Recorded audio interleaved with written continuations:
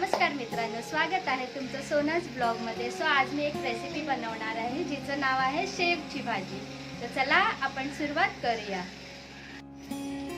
शेवची भाजी बनवण्यासाठी आपल्याला जे साहित्य लागणार आहे ते कांदा, टोमॅटो, अद्रक आणि लसूण मी चेचून घेतलाय, थोडी कोथिंबीर, फरसाण, तुम्ही लाल गाठ्या पण घेऊ शकता फरसाणच्या जागी, आणि जे बेसिक मसाले आहेत आपले ते। सुरुवात करूया आपण। आता आपलं हे भांड तापलेलं आहे, त्यात मी आता तेल होते थोडं।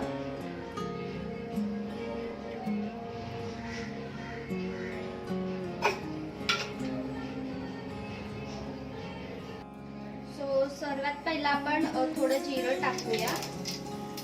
जिरं तडतडलं की अद्रक लसूण जे मी चेचून घेतले ते टाकणार आहे। त्याच्यानंतर कांदा थोडा परतवून घ्यायचा आहे।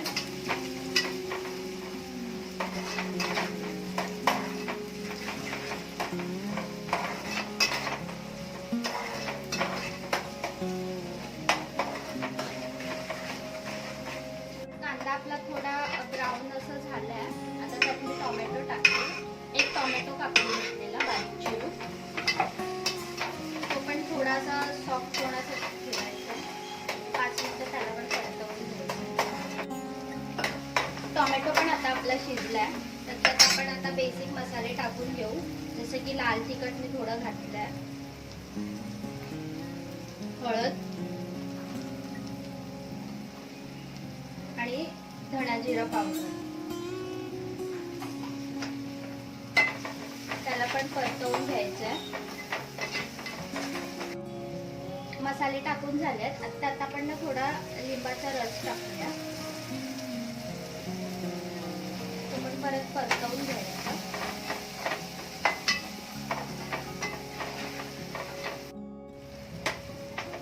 सगळं परतवून झाल्यानंतर ना आपण थोडं पाणी टाकूया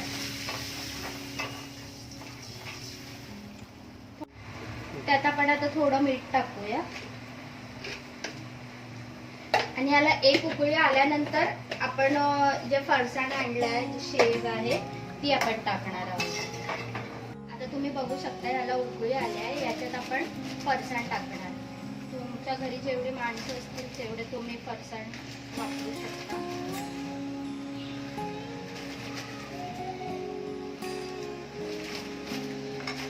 आणि आता एवढं फरसाण टाकलंय,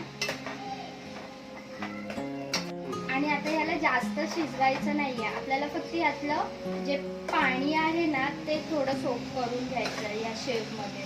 आपण भाजी जशी शिजवतो तशी शिजवली नाहीये, फक्त यातलं पाणी सोक झालं पाहिजे, आणि मग गरमागरम खायला रेडी आहे।